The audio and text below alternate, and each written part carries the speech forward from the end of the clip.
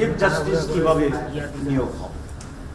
এক্ষেত্রে আমরা বলেছি যে সুপারসিড করার কোনো সুযোগ যেন না থাকে, একজন আর কি ডিগ্গে যাওয়া, এই ডিজ্ঞানের কারণেই তো স্বভাববদ্ধ রাজনীতিবিদরা বিচারক হয়ে গেছে।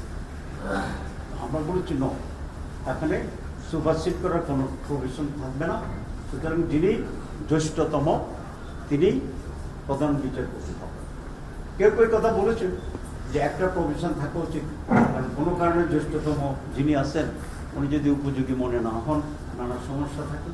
আমরা বলেছি যিনি সুপ্রিম কোর্টের বিচারপতি হতে পারবেন, নিশ্চয়ই এতগুলো ধাপ পেরিয়ে আসার পরে তার সেই যোগ্যতা অর্জিত হওয়ার পরে তো সুপ্রিম কোর্টে যায়।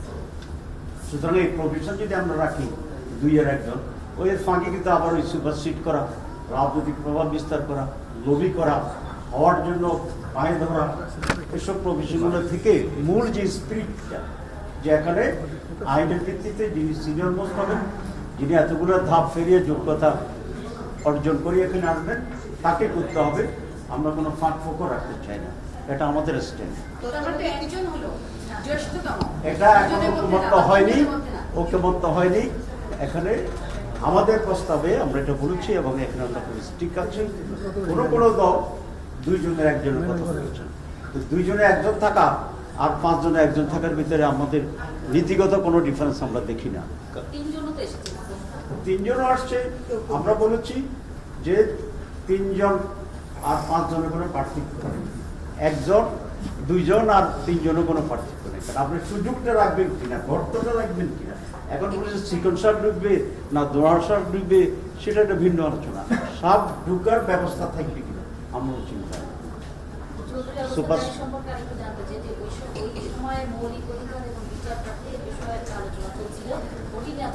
ওটা নিয়েও আমরা একমত হয়েছি যে জরুরি অবস্থার সময় সকল অধিকারকে স্থগিত করা যাবে না।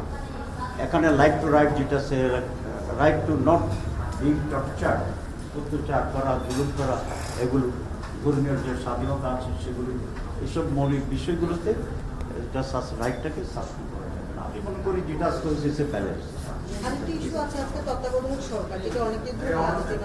এটা একটা আলোচনা যেটা আগে বলেছি প্রধান বিচারপতি, আর হচ্ছে তত্ত্বাবধায়ক সরকারের ব্যাপারে তো আমরা একমত হয়েছি যে তত্ত্বাবধায়ক হইতে হবে।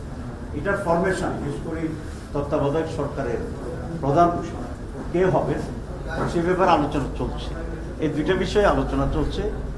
আমাদের স্ট্যান্ড ছিল যেটাকে একটা প্রাতিষ্ঠানিক রূপ দেওয়া, যাতে কেউ আসে কেউ করে যায় না, এবং সেই প্রাতিষ্ঠানিক রূপটা প্রথমে কমিশনেরও প্রস্তাব ছিল যে রিটার্নিং জ্যেষ্ঠতম, তারপরে না হলে তারপরে, এরকম 5টা অল্টারনেটিভ বিচারপতিদের কাছে আমরা দিয়েছি। কারণ আমাদের অভিজ্ঞতা হচ্ছে সচিবেরা যখন প্রধান হয় তাহলে এটা 14 থেকে 24 নির্বাচন হয়ে যায়।